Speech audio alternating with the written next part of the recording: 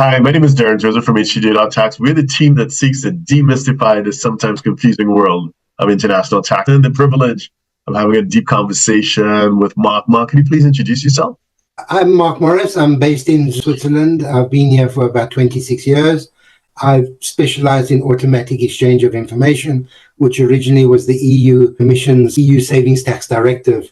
And that went on until about 2014, and they scrapped that and they adopted the OECD's FATCA made into CRS. So can you share with us what it is you do professionally? Primarily, I provide custodial services for trusts to hold underlying entities or partnerships or unincorporated funds. So what I do is I provide the administration services for the custodial. I don't do the actual custody. And later on, I'll explain what administration services for custodial is. And I'm an expert in CRS and CARF, and I certainly know the intricate differences between CARF and CRS. We'll get into that in a later question, okay? I've published over 600 articles on LinkedIn, and I'm still writing about 10 a week. And I don't see other people covering 99% of the topics on CRS that I cover.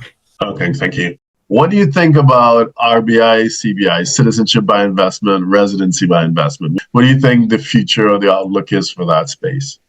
The EU Commission and the EU Council and the EU Parliament are vociferously against RBI, specifically RCI. RBI, they're not so hot about, but RCI, they go crazy. So what can Europe do against Pacific countries and so on? It's easy. The first country they attacked full on was Vanuatu. They were very harsh against Vanuatu. And they said they're going to do the same against the Caribbean, and we'll go into that. Yeah. So they said anybody with a Vanuatu passport, RBI, RCI, or not, no longer has visa-free and Schengen access. And probably the chance of them getting any visa for the Schengen is zero. So I believe property prices crashed in Vanuatu because of this.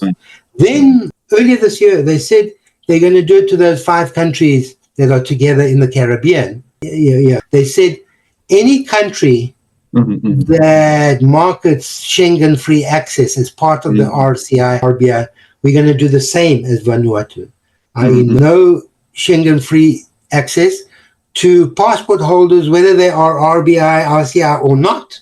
That's terrible, okay? Yeah. You can't go visit them. And the other reasons for using RBI, it's nice. It's not a reason to spend $1 million on the property. And people want it for travel-free access. This talk about, it's medical aid, assistance and all that is not true, okay? It's this travel-free mostly. It's also used for CRS to say, I'm resident here, you can report here. So those are all the reasons that the EU is tackling. Now, the EU went to court very recently, in May, and they are now tackling Malta. Correct. The prosecutor just gave an opinion that the Maltese RBI will also be given up. They're very angry with EU countries giving residence or citizenship to people that are not linked to the EU.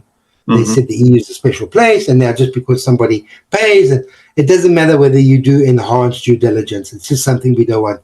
And if they're successful, and it looks like they are going to be against Malta. The other thing why they went after Malta was there was a journalist, that woman, that was investigating kickbacks of the RBI fees to the government.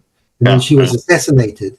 And I know the OECD, because they contacted me, and the Parliament just went bananas over there. Corruption and so on. So I think RBI in Europe over the next few years will be tackled. And most countries have kind of given up RCI in Europe. There's a few that come on board like Hungary, but you see Portugal is winding it down, the UK winded it down, Ireland winded it down. The 2 next ones in line, I would say, would be Greece. They're allowing a lot. And this Italian flat tax agreement would also be tackled. Okay, so I guess they are interconnected, right? Whether it's residency by investment, citizenship by investment, and special tax regimes. So are you saying that by extension, the powers that be, the EU level, don't like the special tax regimes either? No. Why do I know this?